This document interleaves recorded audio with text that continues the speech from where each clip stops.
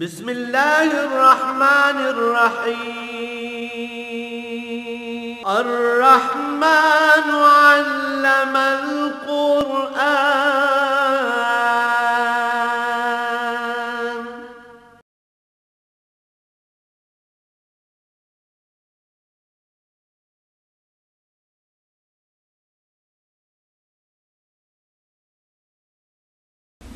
الحمد لله رب العالمين والصلاة والسلام على حبيبه محمد وآله وصحبه أجمعين. أعوذ بالله من الشيطان الرجيم. بسم الله الرحمن الرحيم. يا أهل الكتاب لا تغلوا في دينكم ولا تقولوا على الله إلا الحق إنما المسيح عيسى ابن مريم رسول الله وكلمته ألقاها إلى مريم وروح منه فآمنوا بالله ورسله ولا تقولوا ثلاثة انتهوا خيرا لكم إنما الله إله واحد سبحانه أن يكون له ولد له ما في السماوات وما في الأرض وكفى بالله وكيلا. اللهم سبحانك لا علم لنا إلا ما علمتنا إنك أنت العليم الحكيم. مولایا صلی وسلم دائما ابدا علی حبیبک خیر الخلق کلہم. پچھلی آیہ کریمہ میں اللہ جل شانہ کی عظمت کے انکار اور کفر کی بات چل رہی تھی. تو کفر کی بھی بہت سی اقسام ہیں جن میں اشد ترین کفر جو ہے وہ اللہ جل شانہ کے ساتھ شرک ہے.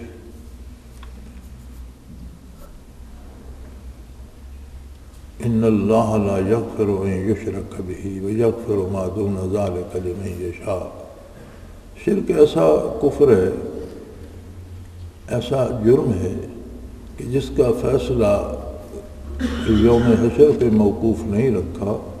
اللہ کریم نے دنیا میں اس کا اعلان فرما دیا ہے کہ اللہ کریم جس بندے کا خاتمہ شرک پہ ہو جائے اور زندگی میں شرک سے تائب نہ ہو اسے معاف نہیں فرمائیں گے، اس کی بخشش کا کوئی سبب نہیں. لا یغفر ان یشرک بہ، اللہ کے ساتھ کسی کو شریک کیا جائے اس کی ذات میں یا اس کی صفات. تو یہ کفر کی شدید ترین قسم ہے ایک جو عموماً ایسے لوگوں سے صادر ہوتی ہے جو ایمان کا دعویٰ رکھتے ہیں. اس میں عجیب بات یہ ہے کہ اس میں عموماً اکثریت ان لوگوں کی مبتلا ہو جاتی ہے دوسرے کافروں کے ساتھ. دوسرے کافروں میں مختلف طرح کا شرک پایا جاتا ہے لیکن وہ تو ہیں ہی کافر. حسرتناک بات یہ ہے کہ کسی کو ایمان نصیب ہو اور وہ ایمان کا مدعی ہو اور پھر شرک میں مبتلا ہو جائے تو یہ بہت حسرتناک انجام ہے. یہاں اس کی مثال دی گئی ہے عیسائیوں سے اور پہلے اہل کتاب سے. فرمایا یا اہل الکتاب لا تغلوا فی دینکم، اے اہل کتاب دین میں زیادتی اور غلو مت کرو.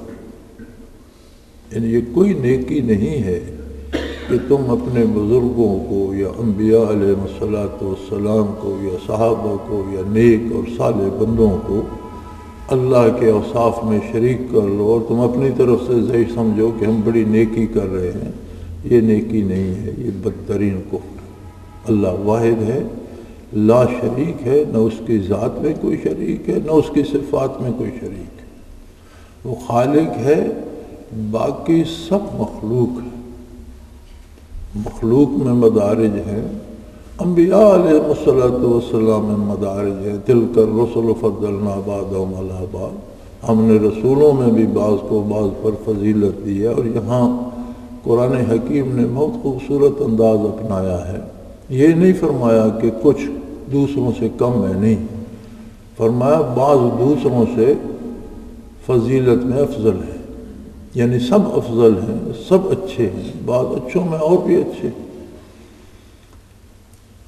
تو یہ تو ایک صورت ہے کہ اہل اللہ میں بھی یہی صورت اختیار کی جائے، اللہ کے کسی نیک بندے پہ تنقید اور تنقیص نہ کی جائے، ان کا احترام کیا جائے اور ان سے دین حاصل کیا جائے، ان سے نیکی سیکھی جائے، بلکہ اہل اللہ تو کہا ہی انہیں جاتا ہے جن کے پاس کیفیات قلبی ہوں۔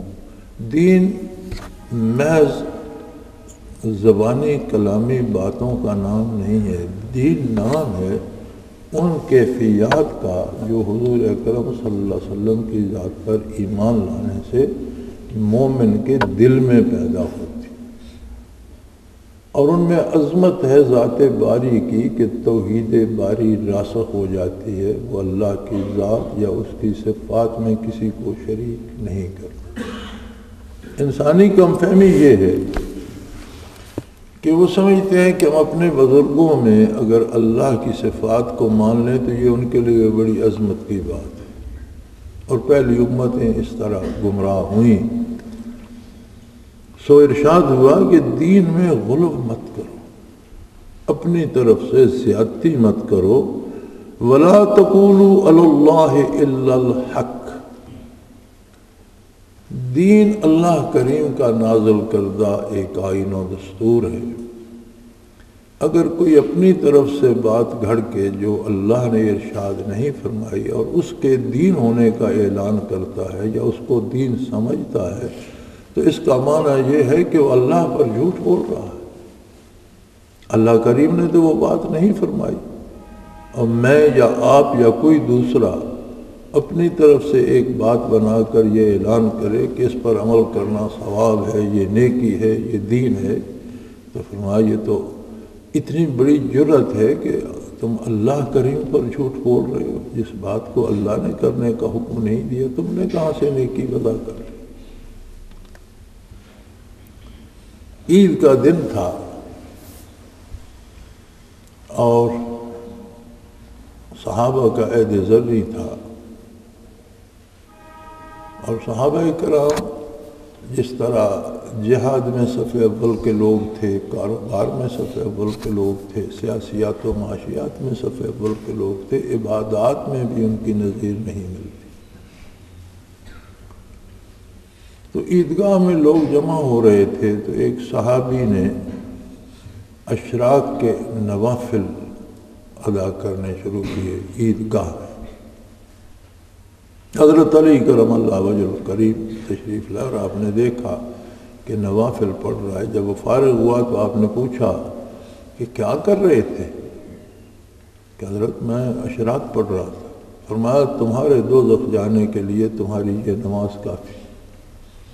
وہ لرز گیا، اس نے کہا میں نے ایسی کون سی گستاخی کی، اشراق تو روز پڑھے جاتے ہیں، میں نے نوافل پڑھ۔ فرمایا عید کے روز حضور اکرم صلی اللہ علیہ وسلم نے اشراق نہ پڑھے ہیں نہ پڑھنے کا حکم دیا۔ عید کے دن فجر کی نماز کے بعد عید کی نماز ہوتی ہے، اس میں اشراق نہیں۔ یہ تم نے کس طرح نیکی سمجھ لی؟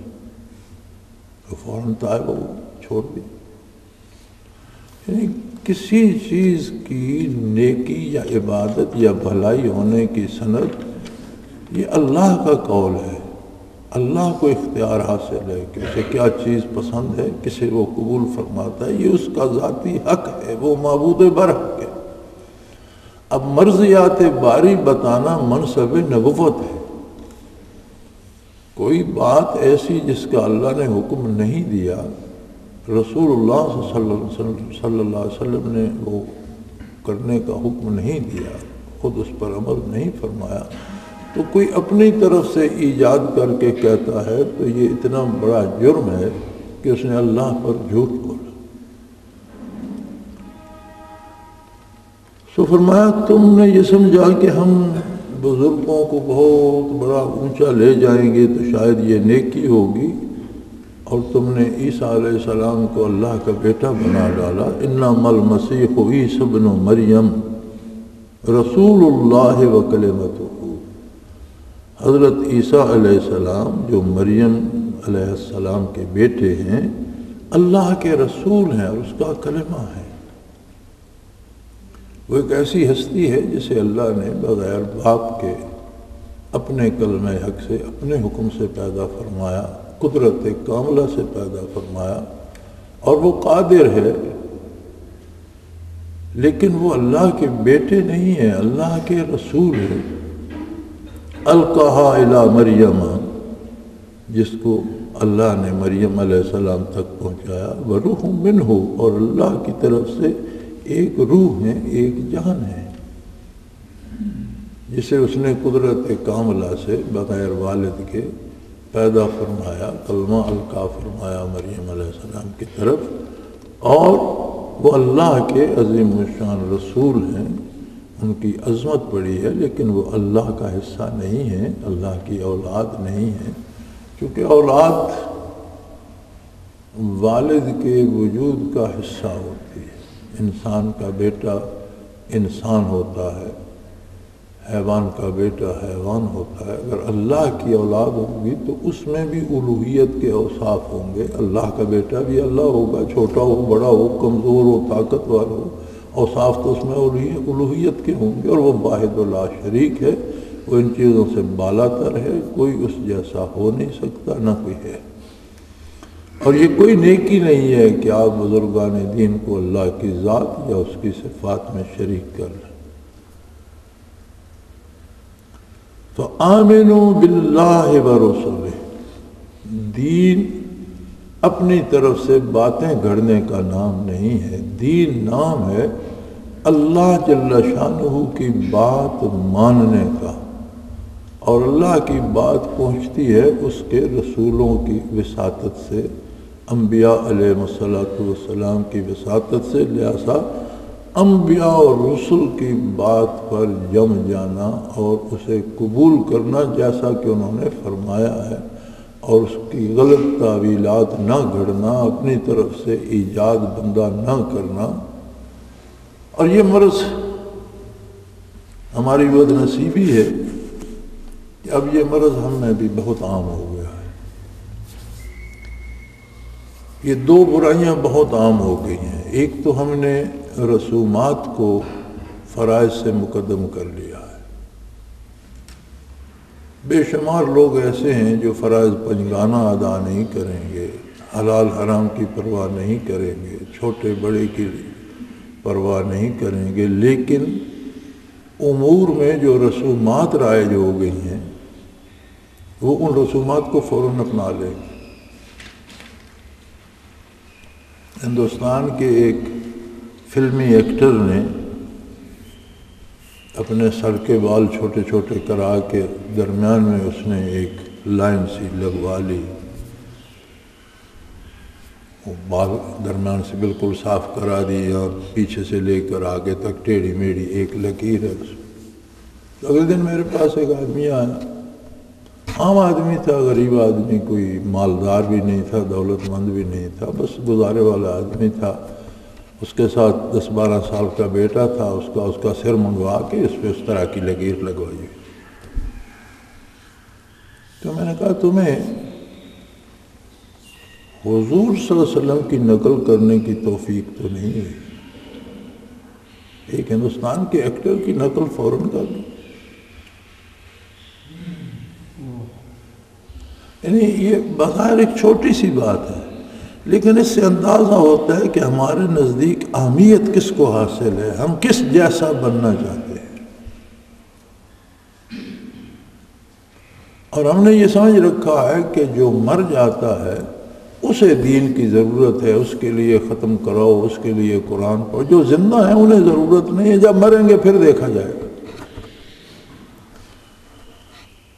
دین نام ہے زندگی میں ہوش و حواس کے ساتھ عظمت الہی کو اور صداقت پیغمبر صلی اللہ علیہ وسلم کو قبول کرنے کا، اور پورے خلوص کے ساتھ پوری محنت کرنی چاہیے اتباع رسالت میں۔ پھر تقاضائے بشریت غلطی ہو جاتی ہے، کمی رہ جاتی ہے، کیفیات قلبی کم ہو جاتی ہیں، یہ انسانی کمزوریاں ہیں، ان کے لیے اللہ کی رحمت و بخشش کافی۔ وہ کریم ہے، وہ غفور الرحیم ہے، وہ معاف کرنے والا ہے۔ لیکن اگر ارادے ہی بدل جائیں، مطمع نظری اور بن جائے، اب ہمارے ہاں بے شمار شادی میں رسومات ہیں، شادی کو تو خیر ایک خوشی کا معاملہ ہے، کوئی مر جائے تو جنازے میں بے شمار ایسی رسومات ہیں جن کا دین سے کوئی تعلق نہیں، لیکن وہ پوری کی جاتی ہیں، اور کہا یہ جاتا ہے کہ یہ اگر نہ کریں گے تو نکٹی ہوگی، لوگ اچھا نہیں سمجھیں گے۔ دین لوگوں کی رضامندی حاصل کرنے کے لیے نہیں ہے، دین اللہ اور اللہ کے رسول کی رضامندی کا نام، اور اگر لوگ آپ سے خوش بھی ہو گئے اور اللہ اور اللہ کا رسول ناراض ہو گیا تو لوگ آپ کا کیا ثواب لیں گے؟ ایک تو یہ مصیبت ہے ہماری کہ ہم فرائض چھوڑ دیتے ہیں اور رسومات کو اہمیت دیتے ہیں۔ دوسری مصیبت یہ ہے جسے ہم بڑی نیکی سمجھتے ہیں کہ ہم اہل اللہ کو، بزرگان دین کو، انبیاء اور رسل کو ان صفات کا حامل ماننا شروع کر دیتے ہیں جو صرف اللہ کے قبضۂ قدرت میں۔ وہ قادر ہے اور اس کی بارگاہ کا دروازہ ہر لمحہ کھلا ہے ہر شخص کے لیے، بلکہ اس کے دربار کے خادم دن میں 5 دفعہ بلاتے ہیں ہر کس و ناقص کو، امیر و غریب کو، فقیر و گدا کو، جس میں بھی ایمان ہے اس کے لیے دعوت دی جاتی ہے کہ آؤ اللہ کی بارگاہ میں، اپنے مسائل لے آؤ، اپنی ضرورتیں لے آؤ، اپنے مصائب لے آؤ، اور اللہ سے مدد چاہو، اللہ سے شفاعت چاہو، اللہ سے ضرورت اور حاجت کی براری چاہو، اس کی بارگاہ کھلی ہے۔ خود بات کرو بارگاہ ربوبیت میں۔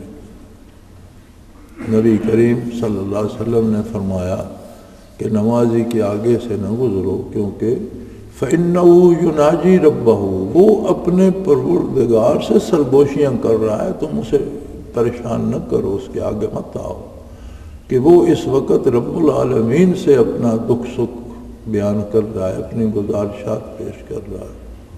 اِذَا سَأَلَكَ عِبَادِي عَنِّي فَإِنِّي قَرِيبٌ، میرے حبیب لوگ میری ذات کے بارے سوال کریں تو انہیں بتا دو کہ تمہارے سب سے قریب تو میں ہوں۔ اجیب دعوت الداعی، جو دعا مانگتا ہے میں اس کی دعا قبول کرتا ہوں، لیکن ایک شرط ہے چھوٹی سی، فَلْيَسْتَجِيبُونِي، تم بھی تو میری بات مانو، اپنی منواتے ہو، تم مخلوق ہو میں خالق ہوں، تم ہر لمحہ میری نعمتیں استعمال کر رہے ہو، تمہارا ایک ایک سانس میرا عطا کردہ ہے، تمہارا ایک ایک لمحہ میں تمہیں بخش رہا ہوں، تمہارا وجود، تمہاری روح، تمہارا دل، تمہاری جان، تمہارا مال، تمہاری اولاد، تمہاری عزت و آبرو، تم جن چیزوں پہ فخر کرتے ہو یہ سب میری عطا ہے، اور میری بات سننے کو تم تیار نہیں ہو اور اپنی منوانا چاہتے ہو، یہ کون سا طریقہ ہے؟ اللہ دور نہیں ہے، میں دور نہیں ہوں۔ ہمارے ایک ساتھی ہوتے تھے سیالکوٹ کے، ڈاکٹر تھے، بہت اچھے آدمی تھے اور بہت نیک آدمی تھے، پچھلے پیر پریکٹس کیا کرتے تھے، اور میں نے وہ واحد شخص دیکھا ہے کہ وہ کسی کی مریض کی کوئی سبسکرپشن لکھ رہے ہیں، کوئی دوائیں ادوات لکھ رہے ہیں، اور ساتھ مسجد سی بازار میں تو مؤذن کی آواز آ گئی اللہ اکبر، تو وہ آدھے لکھے ہوئے پہ قلم وہاں رکھ دیتے۔ لوگ کہتے تھے کہ ڈاکٹر صاحب ابھی 15 منٹ ہیں جماعت کھڑی ہونے میں، آپ یہ پرچی تو پوری کر دیں۔ وہ کہتے تھے میری جرت نہیں ہے کہ اللہ کا قاصد کہے کہ او اللہ کی بارگاہ میں، اور میں کہوں یار میں یہ لکھ کے آتا ہوں، یہ میری جرت نہیں ہے۔ وہ رکھ کے چلے جاتے تھے کہ نماز سے فارغ ہو کر آ کر لکھو۔ تو ایک دن میں وہاں تھا، سحری کا ذکر کیا ہم نے مل کر، ڈاکٹر صاحب آئے، نماز کے بعد تشریف لے گئے، ابھی ہم چائے پینے کے لیے بیٹھے تھے تو پھر واپس آئے۔ ڈاکٹر صاحب خیر ہو، جلدی واپس آ گئے۔ کہنے لگے یار میں پریشان ہو گیا ہوں کہ ہمارے اور ذات باری کے درمیان حجاب کیا، پردہ کیا ہے، کیسے اللہ کو پایا؟ نے کہا ڈاکٹر صاحب کوئی پردہ نہیں ہے، سب سے قریب تر اللہ کی ذات ہے۔ ایک انسان کے وجود میں کم و بیش 2.5 کھرب باڈی سیل ہے۔ موجود دنیا کی ساری آبادی کا نصف ایک انسانی وجود کے اندر کی آبادی ہے، جس میں کروڑوں روزانہ مرتے ہیں اور کروڑوں نئے پیدا ہوتے ہیں۔ شاید اتنی موتیں انسانی آبادی میں نہ ہوتی ہوں گی جتنی موتیں ایک وجود کے اندر ہوتی ہیں۔ یہ موت کون دیتا ہے؟ جو نئے پیدا ہوتے ہیں انہیں پیدا کون کرتا ہے؟ حیات کون دیتا ہے؟ تو اگر 2.5 کھرب سیلوں پر بھی ذاتی اس کا اکیلے کا تصرف ہے تو انسان کے تو ایک ایک باریک ذرے کے ساتھ موجود ہے۔ کہنے لگے پھر یہ کیوں کہا جاتا ہے اللہ کو تلاش کرو، پھر درمیان میں کیا پردہ ہے؟ میں نے کہا درمیان میں پردہ ڈاکٹر صاحب ہم خود ہیں۔ ہم اپنی آنا میں گرفتار ہو جاتے ہیں، اپنے آپ میں کھو جاتے ہیں، اور کوئی بھی کام سنور جائے تو وہ صرف ہماری عقل مندی ہوتی ہے۔ ہاں کوئی بگڑ جائے تو اس وقت ہم کہتے ہیں کہ بس تقدیر ایسی تھی، اللہ کو ایسا منظور تھا، ایسا ہو گیا۔ کام بن جائے تو شان یہ تدبیر کی ہے، اور بگڑ جائے خطا کاتب تقدیر کی۔ تو جس طرح اس بگاڑ پہ کرتے ہو نا، اس کمال پہ بھی کہو کہ میرا کمال نہیں، یہ اللہ نے کیا، ذرا میں کو درمیان سے ہٹا دینا، اب تو باقی کیا بچے گا؟ یہ میں نے کیا، یہ میں نے کمایا، یہ میں نے بنایا، اس بچے کو میں نے پڑھایا، یہ اس مسجد میں میں نے چندہ دیا، یہ تقریر میں نے کی، ان لوگوں کا نکاح میں نے کیا میری وجہ سے، ذرا میں کو ہٹاؤ نا، باقی کیا رہ جائے گا؟ صرف خود اپنی ذات پردہ ہے درمیان، اسے ہٹا دو، باقی ہر کام آپ کے منہ سے نکلے گا اللہ نے کیا، وہی کارساز ہے۔ کسی کو سبب بنا دے وہ کارساز ہوتا وہی ہے جو وہ کرتا ہے، کائنات اسی کی ہے، وہ واحد ہے، لا شریک ہے۔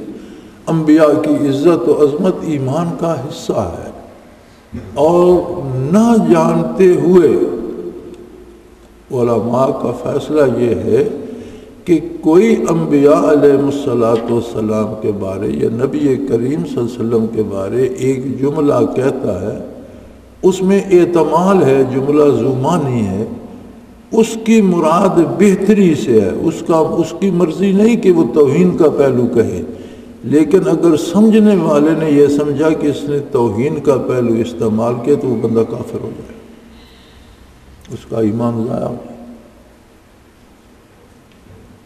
قرآن کریم میں اس کی دلیل موجود ہے، لا تقولوا رائنا وقولوا انظرنا۔ رائنا کا مطلب ہے کہ رعایت کیجئے، جس طرح انگریزی میں کہہ دیتے ہیں forgive me, pardon me، بات سمجھ نہیں آئی معاف کیجئے گا مجھے، دوہرا دیں آپ۔ تو یہود جو شروع سے اسلام کے دشمن آ رہے ہیں، یہ ایسے بدبخت لوگ تھے کہ یہ رائنا کی یہ جو ہے اسے تھوڑا سا دبا کر رائنا اس طرح کہتے تھے۔ رائی کا مطلب ہوتا ہے چرواہا۔ تو وہ طنز کرتے تھے نبی کریم صلی اللہ علیہ وسلم پر، لیکن زمانی جملے میں در پردہ کہ آپ تو ایک چرواہے ہیں، اللہ کے رسول نہیں ہیں۔ اللہ کریم نے رائنا کا لفظ فرمایا یہ اپنی لغت سے مٹا دو، لا تقولوا رائنا، بارگاہ نبوت میں کبھی رائنا مت کہو۔ حالانکہ مسلمان اور صحابہ جو کہتے تھے وہ تو صحیح لفظ کہتے تھے، مراد بھی صحیح ہوتی تھی، فرمایا ہرگز نہیں، یہ زمانی ہے اور اس سے تھوڑا سا بگاڑا جائے تو توہین کا پہلو نکلتا ہے، یہ لفظ ہی چھوڑ دو۔ وقولوا انظرنا، اس کا متبادل لفظ دیا قرآن نے کہ اگر بات دوبارہ عرض کرنی ہو، سننا چاہو ارشاد عالی تو عرض کرو انظرنا، نبی کریم صلی اللہ علیہ وسلم ہماری طرف نظر فرمائیے، توجہ فرمائیے، یہ لفظ ہی چھوڑ دو۔ تو انبیاء کی عظمت کا تقاضا یہ ہے کہ کوئی ایسا جملہ بھی استعمال نہ کیا جائے جس سے سمجھنے والا توہین سمجھے، لیکن عظمت الہی کا تقاضا یہ ہے کہ نبی اور رسول کو بھی اس کی ذات اور صفات میں شریک نہ کیا، وہ اس کی مخلوق ہے، اس کا بندہ ہے، اس کا محبوب ہے، اس کا نبی ہے، اس کی اپنی عظمت ہے مخلوق میں۔ خالق واحد و لا شریک ہے۔ تو فرمایا ان بدبختوں نے یہ سمجھا کہ ہم نبی کو اللہ کا بیٹا کہیں گے تو یہ بڑی ہماری نیکی ہوگی اور نبی کی بھی بڑی عظمت ہوگی اور اللہ بھی بڑے راضی ہوں گے۔ اسی طرح یہودیوں نے کہا عزیر ابن اللہ، حضرت عزیر علیہ السلام اللہ کے بیٹے ہیں۔ اللہ نے سب کی تردید فرمائی کہ لا تغلو فی دینکم، دین میں زیادتی نہ کرو، اپنی طرف سے عقائد و نظریات ایجاد نہ کرو۔ یقیناً عیسیٰ علیہ السلام حضرت مریم کے بیٹے اللہ کے رسول تھے اور اللہ کا وہ کلمہ تھے جو انہوں نے مریم علیہ السلام پر القاء فرمایا۔ لہذا فآمنوا باللہ ورسولہ، اللہ پر ایمان لاؤ اور اس کے رسولوں پر، یعنی اپنی طرف سے کوئی بات دین میں داخل نہ کرو، بل جو اللہ نے فرمایا، اللہ کے رسولوں نے فرمایا اسے قبول کرو۔ ولا تقولوا ثلاثہ، اور یہ 3 خداؤں والی بات چھوڑ دو، 3 معبود نہیں ہیں۔ انتہوا خیرا لکم، توبہ کر لو، باز آ جاؤ، بہت بہتر بات ہے۔ وہ بڑا کریم ہے، اس کی بارگاہ میں در توبہ واہ ہے۔ کوئی کتنا گناہ گار، کوئی کتنا گمراہ، کوئی کتنا کافر و مشرک بے دین کسی وقت خلوص دل سے توبہ کر لے تو یہ توبہ کا عمل گزشتہ تمام گناہوں کو معاف کر دینے کے لیے کافی ہے۔ اس کی رحمت بہت وسیع ہے۔ لیکن اگر اپنے اس گناہ پہ مصر رہا اور اس پہ موت آ گئی تو پھر اس کے بچنے کی کوئی امید نہیں۔ انما اللہ الہ واحد، وہ واحد و لا شریک معبود برحق ہے، کوئی دوسرا اس کے علاوہ عبادت کا مستحق نہیں۔ سبحانہ، اور وہ پاک ہے، وہ بلند ہے۔ آپ کے انسانی تخیلات اور انسانی رشتے اور انسانی مدارج جو تم نے بنا رکھے، یہ تمہارے ذہن کی ایجاد ہے۔ وہ ان تمام چیزوں سے بہت بلند و بالا ہے اس کی عظمت۔ ان یکون لہ ولد لہ ما فی السماوات و ما فی الارض، وہ ان چیزوں سے بہت بلند و بالا ہے کہ کسی کو اس کی اولاد مانا جائے، بلکہ جو کچھ آسمانوں اور زمین، جو کچھ کائناتوں میں ہے، سب اس کی مخلوق اور اس کی ذاتی ملکیت ہے، اس کا اپنا ہے۔ وَكَفَى بِاللَّهِ وَكِيلًا، اور وہ اکیلا تمام امور کو انجام دینے کے لیے کافی، وہ اکیلا کارساز، سارا نظام وہ اکیلا چلاتا ہے، ہر ذرے پر اس کی اپنی گرفت ہے قدرت کاملہ کی، اور سارا نظام وہ اکیلا چلاتا ہے۔ جہاں تک عیسیٰ علیہ السلام کی بات ہے، اگر ان سے پوچھا جائے یہ لن یستنکف المسیح ان یکون عبدا للہ، تو عیسیٰ علیہ السلام کو اللہ کا بندہ اور عبادت گزار ہونے پہ آر نہیں بلکہ فخر ہوگا۔ وہ اللہ کے نبی ہیں، اللہ کے رسول ہیں، اللہ کے محبوب ہیں، اور انہیں اللہ کی عبادت پر، اس کی اطاعت پر، اس کی عظمت کے اقرار پر فخر ہوگا۔ وَلَلْمَلَائِكَةَ الْمُقَرَّبُونَ، اور ملائکہ مقربین جو ہیں انہیں اس بات پہ فخر ہوتا ہے، وہ عار نہیں سمجھتے اللہ کی عبادت کو، بلکہ وہ عبادت کرنے پہ فخر کرتے ہیں۔ وَمَن يَسْتَنْكِفْ عَنْ عِبَادَتِهِ وَيَسْتَكْبِرْ فَسَيَحْشُرُهُمْ إِلَيْهِ جَمِيعًا، اور اگر کوئی عبادت کرنے کو بھی عار سمجھتا ہے، اس کا مطلب ہے اس میں اپنی انا بھر گئی ہے، تکبر بھر گیا ہے، وہ اپنے آپ کو بہت کچھ سمجھتا ہے، اپنے آپ کو بہت بڑا سمجھتا ہے۔ تو ان سب لوگوں کو ہم ایک جگہ جمع فرمائیں گے اور پھر پتہ چل جائے گا کہ اللہ کی عبادت اور اطاعت اور انبیاء کے اتباع کا انعام کیا ہے، اور اپنی ذاتی رائے پہ عمل کرنا اور اپنے آپ کو بہت بڑا سمجھنا اور اللہ کے ساتھ کبھی شرک کرنا، کبھی کفر کرنا، نافرمانی، اس کا انجام کیا ہے؟ فرمایا یہ سب کے سامنے آ جائے گا، سب کو ایک جگہ جمع کیا جائے گا، اور اس میدان میں فَأَمَّا الَّذِينَ آمَنُوا وَعَمِلُوا الصَّالِحَاتِ فَيُوَفِّيهِمْ أُجُورَهُمْ وَيَزِيدُهُمْ مِنْ فَضْلِهِ۔ آدم علیہ نبی نام علیہ السلام سے لے کر ان آخری افراد پر جن پر قیامت قائم ہوگی، ساری انسانیت کو ہم ایک میدان میں جمع کریں گے، اور لوگوں کے صرف دو طبقے ہوں گے، اطاعت شعار یا نافرمان، مومن یا کافر۔ اور آج بھی دنیا میں دو ہی قومیں ہیں، مومن یا کافر۔ کفر میں اقسام ہیں، کوئی چھوٹا کافر ہے، کوئی بڑا کافر ہے، کوئی کفر میں زیادہ چلا گیا، کوئی اس سے زیادہ چلا گیا، کوئی کفر میں تھوڑا رہا۔ مومنوں میں کوئی اقسام نہیں ہے کہ یہ چھوٹا مومن ہے، یہ بڑا، یا مومن ہے یا مومن نہیں ہے۔ ایمان میں اقسام نہیں ہے، ماننے والا یا مومن ہے یا مومن نہیں ہے، سادہ سی بات۔ یہ تو ہم نے بنا رکھے ہیں طبقے اور فرقے، اور اپنے اپنے چندے جمع کرنے کے لیے اور اپنے اپنے ذریعے معاش بنانے کے لیے اور لوگوں کو لڑا کر اپنے اپنے گروپ بنانے کے لیے۔ تو یہ تو جو ہماری بدبختی ہے، جن لوگوں کو مذہبی قیادت میسر آئی، انہوں نے بجائے مذہب کی تبلیغ کے اپنی خدائی کا پرچار شروع کر دیا، بجائے عظمت الہی کے اور عظمت پیغمبر صلی اللہ علیہ وسلم کو لوگوں کو یقین دلائیں، اپنی عظمت کا خیال آ گیا اور اپنے اپنے گروپ بنانے شروع کر دیے۔ مومن سارے مومن ہیں، اور یا پھر بندہ مومن نہیں ہے۔ درمیان میں ایک قسم ہے جسے منافق کہتے ہیں۔ منافق وہ ہوتا ہے جس کا دعویٰ تو ایمان کا ہوتا ہے لیکن کردار کافر کا ہوتا ہے۔ تو آدمی کو جن باتوں پہ یقین ہو ان پہ عمل کرتا ہے، آدمی کا کردار بتاتا ہے کہ اس سے اپنے دعوے پہ اعتبار ہے کہ نہیں۔ اس لیے جہاں بھی ایمان کی بات آتی ہے فَأَمَّا الَّذِينَ آمَنُوا وَعَمِلُوا الصَّالِحَاتِ، پورے قرآن کریم میں جہاں آمنو کا لفظ آیا ساتھ عمل الصالحات کی قید ہے کہ جو ایمان لاتے ہیں اور اس ایمان کے مطابق عمل بھی صالح کرتے ہیں۔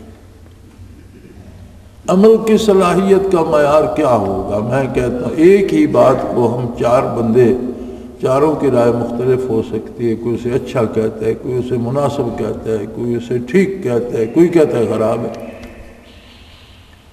تو معیار کیا ہوگا صلاحیت کا؟ معیار ہے محمد الرسول اللہ صلی اللہ علیہ وسلم کی ذات ستودہ صفات۔ جس چیز کو آپ نے اچھا کہا وہ اچھی ہے، جس کام کو آپ نے اچھا کہا وہ اچھا ہے، جس کو حضور نے بہتر کہا وہ بہتر ہے، جسے حضور نے رد فرما دیا وہ رد ہو۔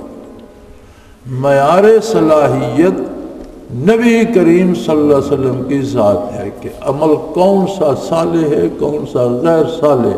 جو حضور کی سنت کے مطابق ہے وہ صالح ہے، جو سنت کے خلاف ہے وہ غیر صالح ہے، سادہ سی بات ہے۔ تو فرمایا جن لوگوں کو نور ایمان نصیب ہوا اور وہ لوگ ہیں جن کو اس نظریے، عقیدے اور ایمان کے مطابق عمل کی توفیق، انہوں نے اس پر عمل کیا، فَيُوَفِّيهِمْ أُجُورَهُمْ، اللہ انہیں ان کے اس نیک عمل کا بدلہ تو دے گا ہی، وَيَزِيدُهُمْ مِنْ فَضْلِهِ، پھر اپنی مہربانی سے اس پر زیادتی کرے گا۔ کتنی زیادہ عطا کرے گا؟ 10 گنا، 10,000 گنا، 10 کروڑ گنا، فرمائی اس کی اپنی عظمت ہے، اس کا اپنا فیصلہ ہے، کس کو کتنا مزید دیتا ہے، کتنا وافر انعام کرتا ہے، اس کی کوئی قید نہیں۔ وَأَمَّا الَّذِينَ اسْتَنكَفُوا وَاسْتَكْبَرُوا، اور جن لوگوں نے دنیا میں آر سمجھا اطاعت الہی کو اور اتباع رسالت کو آر سمجھا، اور سمجھا اس طرح تو جی لوگ ہمیں کمزور سمجھیں گے، ہماری بدنامی ہوگی، ہم خود بڑے تکڑے ہیں، واستکبروا، اور اپنی انا میں گرفتار ہو گئے، اپنے تکبر میں گرفتار ہو گئے. جی زندگی ہمیں دی ہے، ہم اپنی مرضی سے گزاریں گے، ہم کسی کے پیچھے چلنے والے نہیں ہیں. فَيُعَذِّبُهُمْ عَذَابًا عَلِيمًا، ایسے لوگوں کو پھر اللہ دردناک عذاب دے گا. اب یہ اللہ ہی جانے کہ عذاب تو عذاب ہوتا ہے، اس پر دردناک کا اضافہ فرما کر اللہ کریم کیا سمجھانا چاہتے ہیں، جسے اللہ کریم، عذاب تو ویسے عذاب ہے، اللہ پناہ دے، پھر اس پر من جانب اللہ یہ اضافہ بھی ہے کہ وہ عذاب بہت دردناک بھی ہوگا، بہت تکلیف دہ ہوگا. وَلَا يَجِدُونَ لَهُم مِّن دُونِ اللَّهِ وَلِيًّا وَلَا نَصِيرًا، اور بات یہ ہے کہ کوئی ان کی مدد کرنے والا یا کوئی ان کی سفارش کرنے والا یا کوئی ان کا والی وارث بھی نہیں، کوئی پوچھنے والا نہیں ہوگا، کوئی ان کا دکھ محسوس کر کے ان کو پوچھنے والا یا ان کی سفارش کرنے والا یا ان کے لیے دعا کرنے والا بھی نہیں ہوگا، نہ کوئی ان کی مدد کو آئے گا. تو انتہائی بدنصیبی یہ ہوگی ان کی کہ کوئی ان کا حال جاننے کی کوشش بھی نہیں کرے گا. لہذا دین نام ہے اللہ کی اطاعت، اللہ کے حبیب صلی اللہ علیہ وآلہ وسلم کی اطاعت، اور عظمت الہی کے اقرار کا زبان سے ہی نہیں، زبان سے بھی، دل سے بھی اور کردار سے بھی. اگر کردار اس کی صداقت پہ گواہی نہیں دیتا تو ائمہ کرام میں سے، ائمہ اربعہ میں سے 3 ائمہ نے تو یہ فرمایا ہے کہ جس کا کردار ایمان کی صداقت نہیں دیتا، اگر وہ اسی حال پہ مر جائے تو اس کا جنازہ نہ پڑھا جائے، اسے مسلمانوں کے قبرستان میں دفن نہ کیا. صرف امام ابو حنیفہ رحمۃ اللہ تعالیٰ علیہ اتنی رعایت فرماتے ہیں کہ اگر کسی کی عملی زندگی دین کے مطابق نہیں ہے تو جو وہ دعویٰ کرتا ہے کہ میں مسلمان ہوں، آخر یہ بھی تو ایک عمل ہے. یعنی یہ دعویٰ کرنا کہ میں مسلمان ہوں، اسے عمل شمار کرو اور اس کا جنازہ پڑھو اور اسے مسلمانوں کے ساتھ دفن کرو. یہ رعایت فرمائی ہے امام ابو حنیفہ رحمۃ اللہ علیہ نے. باقی 3 ائمہ کرام اس بات کے حق میں نہیں ہیں. وہ فرماتے ہیں ایسے بندے کا جنازہ نہ پڑھا جائے، مسلمانوں کے قبرستان میں اسے دفن نہ کیا جائے. میرا دعویٰ کرتا ہے میں مسلمان ہوں، ساری زندگی اس نے دین کی پرواہ نہیں کی، کھانے میں حرام سود کھاتا رہا، اور اب تو ہم نے نئی ایک تکنیک ایجاد کر لی ہے کہ سود کو سود نہ کہو، اس کا نام منافع یا مارکپ رکھ دو اور کھاتے رہو. بڑی عجیب منطق ہے. اس طرح تو سارے حرام حلال ہو جائیں گے. خنزیر کا نام دمبا رکھ دو، کھاتے رہو. کتے کا نام بکرا رکھ دو، کھاتے رہو. پھر تو حرمت کی کوئی قید ہی نہیں رہے گی. نام بدلنے سے اگر حیثیت بدل جاتی ہے تو نام بدلنے سے چیز کی حیثیت نہیں بدلتی، خواہ اس کا کوئی بھی نام رکھ لیں. اور پھر یہ اتنی بڑی جرأت ہے، حرام کو حرام سمجھ کر کھانا گناہ ہے، فسق ہے. حرام کو حلال سمجھ کر کھانا کفر ہے. اللہ کے حلال کو حرام کہنا یا حرام کو حلال کہنا یہ کفر ہے. اور حرام کھا جائے کوئی اور اسے حرام سمجھ کر کھائے تو وہ گناہگار ہے، کافر نہیں ہے. تو عملی زندگی میں ہمیں یہ ثابت کرنا ہوگا کہ ہمارا اعتماد اللہ پر. ایمان کس بات کو کہ ایمان نام ہے محمد الرسول اللہ پر اعتماد و اعتبار کا، کہ جو حضور نے فرمایا وہ ٹھیک ہے، وہ سچ ہے. میری سمجھ میں آتا ہے نہیں آتا، لوگ کیا کہتے ہیں یہ لوگوں کی رائے ہے، لیکن میں نے اطاعت کا اقرار کر لیا. میرے لیے ان کا حکم برحق ہے، جو انہوں نے فرما دیا میں وہی کروں. اور اگر عملی زندگی میں کوتاہی ہے اور یہ احساس ہے تو کوشش کرے کوتاہی کو دور کرے. اللہ کریم کی رحمت بہت وسیع ہے. لیکن زندگی بھر پرواہ نہ کرنا۔ ہم وہ لوگ ہیں جو ایک ایک پائی کا حساب کرتے ہیں، ایک ایک پیسے کے لیے دن بھر مشقت کرتے ہیں، ایک وقت کی روٹی کے لیے ساری ساری رات چوکیدارا کرتے ہیں۔ تو کیا دین کی حفاظت کے لیے ہمارے پاس وقت نہیں ہے؟ ہمیں کوئی احساس نہیں ہے کہ دینی امور، احکام شریعت، فرائض و واجبات، سنن کی حفاظت کے لیے بھی ہمیں کچھ کرنا ہوگا؟ میرے بھائی، یہ دنیا کی زندگی بالکل وقتی اور لمحاتی ہے۔ ہمارے پاس اس بات کی گارنٹی نہیں ہے کہ ہم جو جملہ کہہ رہے ہیں مکمل بھی کر پائیں گے یا موت آ جائے گی۔ اور ساری زندگی جمع کرتے رہیں، جب موت آتی ہے تو لباس بھی اتار لیتے ہیں، گھڑیاں انگوٹھیاں لوگ اتار لیتے ہیں، گاڑیاں وارث لے لیتے ہیں، گھر تقسیم ہو جاتے ہیں، جائیدادیں تقسیم ہو جاتی ہیں، 2 انسلی چادریں خوش نصیبوں کو نصیب ہوتی ہیں، ورنہ کتنے ایسے ہیں جنہیں کفن اور قبر بھی نصیب نہیں ہوتی۔ تو جس چیز نے اس طرح لمحوں میں چھوڑ کے چلا جانا ہے، اس کے لیے اتنی مشقت، اور جہاں ہمیشہ رہنا ہے اس کے لیے ہمارے پاس فرصت ہی نہ ہو، تو یہ کتنی بد نصیبی کی بات ہے۔ اسلام کسی کی وراثت یا جاگیر نہیں ہے کہ میں مسلمان ہوں آپ نہیں ہو، نہیں، ہر آدمی اللہ کی مخلوق ہے، ہر آدمی کے لیے دعوت عام ہے، اور نبی کریم صلی اللہ علیہ وسلم کی ذات رحمت للعالمین ہے۔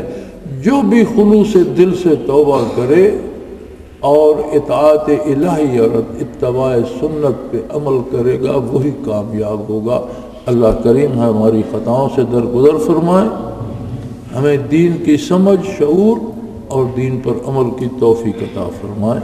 وآخر دعوانا ان الحمدللہ رب العالمین۔ اللہ اللہ اللہ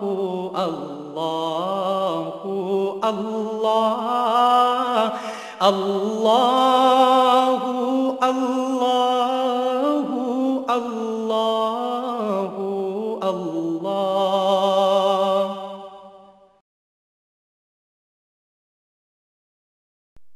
حضرت امیر محمد اکرم آبان مد ظلہ العالی دارالعرفان منارہ ضلع چکوال میں سالہ سال سے قرآن و حدیث کے اوپر خطابات کر رہے ہیں، اور سلسلہ نقشبندیہ اویسیہ کے مطابق لوگوں کو ذکر الہی کی تربیت دے رہے ہیں۔ وہ قرآن پاک کی تفسیر ترتیب وار بیان کر رہے ہیں۔ تفسیر قرآن کو وہ موجودہ ملکی اور بین الاقوامی حالات کے مطابق بیان کرتے ہیں۔ موٹر وے سے کلر کہار کے انٹرچینج سے نکلتے ہوئے، کلر کہار کی جھیل سے ہوتے ہوئے، میانی، بوچھال اور نور پور سے گزرتے ہوئے دارالعرفان منارہ پہنچ سکتے ہیں۔ حضرت امیر محمد اکرم آبان نے بچیوں اور بچوں کی دینی اور دنیاوی تعلیم کے لیے سقارہ اکیڈمی کے نام سے ایک درسگاہ بھی قائم کی ہے، جس کا افتتاح ملک پاکستان کے صدر جنرل محمد ضیاء الحق نے اپنے دست مبارک سے کیا تھا۔